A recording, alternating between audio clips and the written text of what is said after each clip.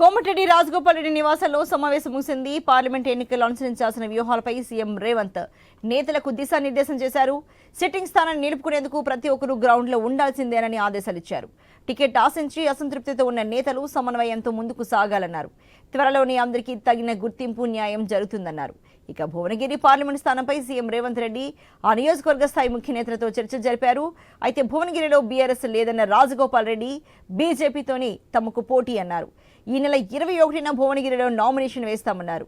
రంజాన్ తర్వాత ప్రజల్లోకి వెళ్లాలని నిర్ణయించామన్నారు.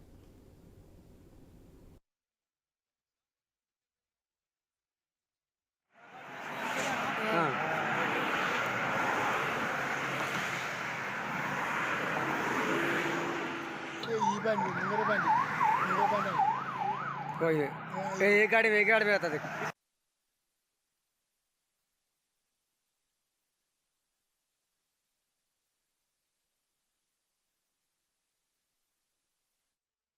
రెడ్డి రాజగోపాల్ రెడ్డి నివాసంలో సమావేశం ముగిసింది. పార్లమెంట్ ఎన్నికల్లో అనుసరించాల్సిన వ్యూహాలపై సీఎం రేవంత్ నేతలకు దిశానిర్దేశం చేశారు. సిట్టింగ్ స్థానాన్ని నిలుపుకునేందుకు ప్రతి ఒక్కరూ గ్రౌండ్ లో ఉండాల్సిందేనని ఆదేశాలిచ్చారు. టికెట్ ఆశించి అసంతృప్తితో ఉన్న నేతలు సమన్వయంతో ముందుకు సాగాలన్నారు. త్వరలోనే అందరికీ తగిన గుర్తింపు న్యాయం జరుగుతుందన్నారు.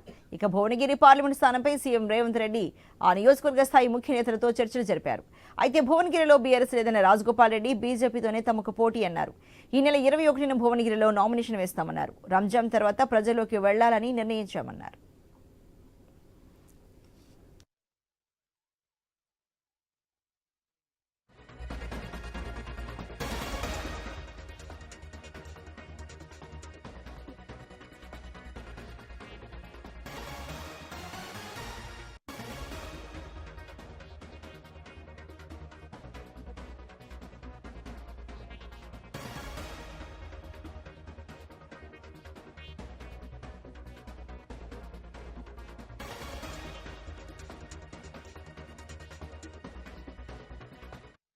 కోమటిరెడ్డి రాజగోపాల్ రెడ్డి నివాసంలో సమావేశం ముగిసింది. పార్లమెంట్ ఎన్నికల్లో అనుసరించాల్సిన వ్యూహాలపై సీఎం రేవంత్ దేశాలకు దిశానిర్దేశం చేశారు.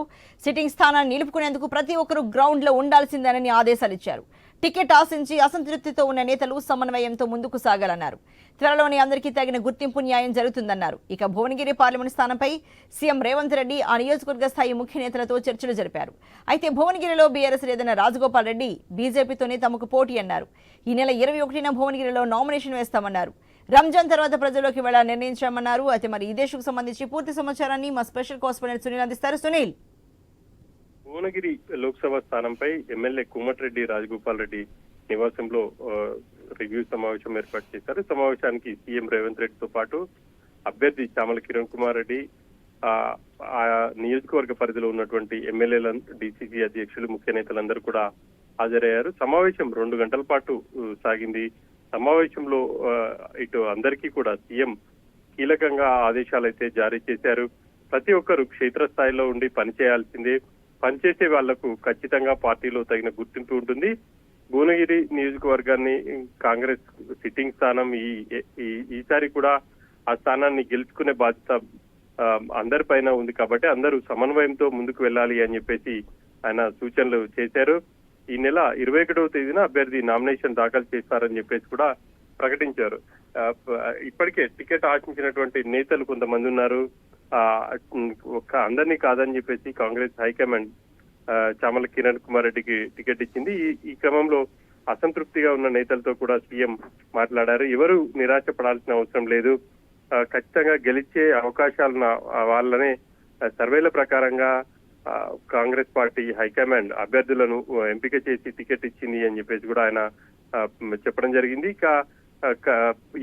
ఈసారి మంచి మెజార్టీ సాధించాలి, దేశంలో కాంగ్రెస్ పార్టీకి మంచి ఛాన్స్ ఉంది కాబట్టి, అంతేకాకుండా తెలంగాణలో పార్టీ అధికారంలో ఉంది. గత ఎన్నికల్లో కాంగ్రెస్ పార్టీ 3 స్థానాల్లో మాత్రమే విజయం సాధించింది. ఈసారి 17 స్థానాలకు గాను 14 స్థానాల్లో విజయం సాధించే దిశగా ప్రతి ఒక్కరు పాటుపడాలి అని చెప్పేసి కూడా, అందులో భాగంగానే భువనగిరి నియోజకవర్గంలో కూడా ప్రతి ఒక్కరు కలిసికట్టుగా సమైక్యంగా కృషి చేసి పార్టీ అభ్యర్థిని గెలిపించాల్సిన బాధ్యత ప్రతి ఒక్కరిపై ఉంటుంది అని చెప్పేసి కూడా ఆయన పార్టీ శ్రేణులకు సూచించారు. రంజాన్ తర్వాత ప్రతి ఒక్కరు క్షేత్రస్థాయికి వెళ్లి విస్తృతంగా కాంగ్రెస్ పార్టీ అధికారంలోకి వచ్చిన తర్వాత చేపట్టినటువంటి సంక్షేమ కార్యక్రమాలను ప్రజలకు వివరించి ఓటు అడగాలి అని చెప్పేసి కూడా సీఎం పార్టీ శ్రేణులకైతే దిశ నిర్దేశం చేశారు. గత ప్రభుత్వం చేసినటువంటి అప్పులు కావచ్చు, లేకపోతే గత ప్రభుత్వం అనాలోచిత నిర్ణయాల వల్ల రాష్ట్రంలో ప్రస్తుతం ఇబ్బందికరమైనటువంటి పరిస్థితులు ఉన్నాయి. ముఖ్యంగా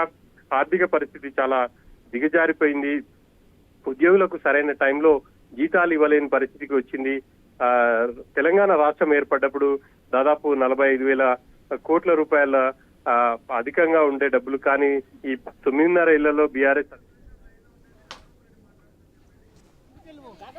మరి రాజగోపాల్ రెడ్డి మాట్లాడుతున్నారు, లైవ్ లో చూద్దాం.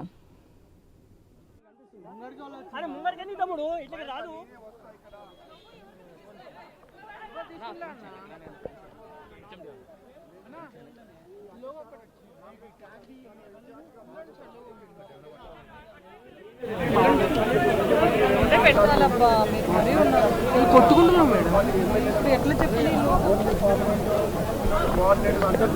తమ్ముడు చాలా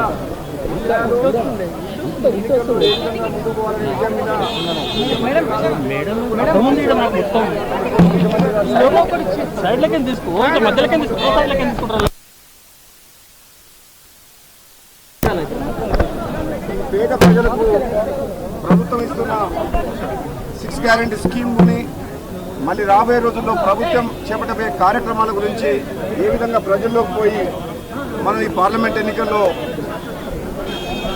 గెలుచుకోవాలనో ఒక సూచనలు చేయడం జరిగింది. చాలా డీటెయిల్ మీటింగ్ అయింది. చాలా వరకు నిజంగా ఈరోజు ఒక యువకుడు గత 20 సంవత్సరాలుగా యూత్ కాంగ్రెస్ లో మే 13 పోలింగ్ అయ్యేంత వరకు కూడా కాంగ్రెస్ పార్టీ కార్యకర్తలు భువనగిరి పార్లమెంట్ లోని ప్రతి నియోజకవర్గంలో మనము ఒక ఓవర్ కాన్ఫిడెన్స్ తోటి పోకుండా ఒక పెద్ద మెజార్టీతో గెలవాలన్న లక్ష్యంతో ముందుకు పోవాలని చెప్పి కార్యకర్తలందరూ కూడా తెలియజేస్తున్నా. 21వ తారీఖు నాడు భువనగిరి పట్టణంలో నామినేషన్ పెద్ద ఎత్తున ర్యాలీ ప్రోగ్రాం చేస్తున్నాం. అదేవిధంగా 12 నుంచి 18వ తారీఖు వరకు 7 నియోజకవర్గాల్లో ప్రతి నియోజకవర్గంలో 5 నుంచి 6 వేలకు తగ్గకుండా ముఖ్య కార్యకర్తల సమావేశాలు 7 నియోజకవర్గాలు 18వ తారీఖు కంప్లీట్ చేసి 21 నాడు పెద్ద ఎత్తున నామినేషన్ ప్రోగ్రాం చేసుకొని రేవంత్ రెడ్డి గారు ముఖ్యమంత్రి గారు వస్తున్నారు. సోదరులు కోమటిరెడ్డి వెంకటరెడ్డి గారు కూడా నామినేషన్ కార్యక్రమానికి రేవంత్ రెడ్డి గారు ఇద్దరు వస్తారు ఆ రోజు. ఆ తర్వాత మే 1st వీక్లో నల్గొండ జిల్లాకు ప్రియాంక గాంధీ గారు వస్తున్నారు.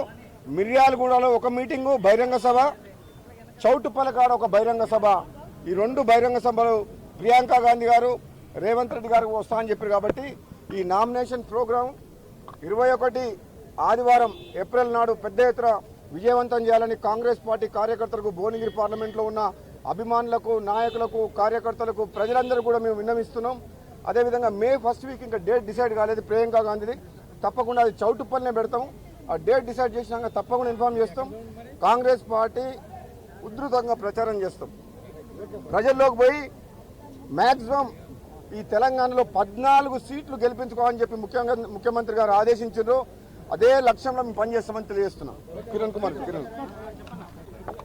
మా భువనగిరి పార్లమెంటు కోఆర్డినేటర్గా ఉన్నటువంటి రాజగోపాల్ రెడ్డి గారి నివాసానికి వచ్చి మిగతా ఎమ్మెల్యేలందరినీ పిలిచి ఇక్కడ ఒక కార్యాచరణ తీసుకుర్రు. అలాగే నేను భువనగిరి ప్రజలకు, అక్కడ ఉన్నటువంటి కార్యకర్తలకు, నాయకులకు, ఒక సామాన్యునైన నన్ను ఈరోజు భువనగిరి పార్లమెంట్కు ఎన్నిక చేసినందుకు కాంగ్రెస్ పార్టీ అధిష్టానానికి, కాంగ్రెస్ పార్టీ నాయకులకు, ముఖ్యమంత్రి రేవంత్ రెడ్డి గారికి అందరికీ కూడా కృతజ్ఞతలు చేసిన. ముఖ్యంగా కోమటిరెడ్డి సోదరులు ఈరోజు నన్ను కూడా వాళ్ళ తమ్మునిగా హక్కున చేర్చుకొని ఈరోజు ఈ ప్రచారాన్ని అంతా కూడా రాజగోపాల్ రెడ్డి గారు మొత్తం ప్లానింగ్ చేస్తున్నారు. ఇప్పుడే మీకు అంతా బ్రీఫింగ్ ఇచ్చిర్రు. రేపు 12వ తారీఖు నుంచి విస్తృత స్థాయి సమావేశాలు 7 నియోజకవర్గాలలో ఉంటాయి. ప్రతి నియోజకవర్గంలో ఒక దినమంతా ఉండి కార్యకర్తలను కలవడం జరుగుతుంది. తర్వాత ర్యాలీస్ ఉంటాయి. 21కి అన్నయ్య చెప్పినట్టు నామినేషన్ ఉంటుంది. 1st వీక్లో అది ఉంటుంది. కాబట్టి 10వ తారీఖు దాకా, 12 నుంచి 10వ తారీఖు దాకా ఒక్కరోజు కూడా ఖాళీలు లేకుండా విస్తృత స్థాయి సమావేశాలు ఉన్నాయి. డెఫినెట్గా అన్నయ్య చెప్పినట్టు అందరూ నాయకులు కానీ, కార్యకర్తలు కానీ, భువనగిరిలో ఉన్నటువంటి ప్రజలు మొన్న మా ఎమ్మెల్యేలందరిని ఎట్లనైతే ఆశీర్వదించిర్రో నన్ను కూడా వాళ్ళ ఇంట్లో ఒక కుటుంబ సభ్యునిగా ఆదరించి డెఫినెట్గా గెలిపిస్తే నేను కూడా నా గలాన్ని పార్లమెంట్లో వినిపిస్తాం మా భువనగిరి ప్రజల కోసం, వారి కష్టాలు తీర్చడానికి అని తెలియజేస్తున్నాను.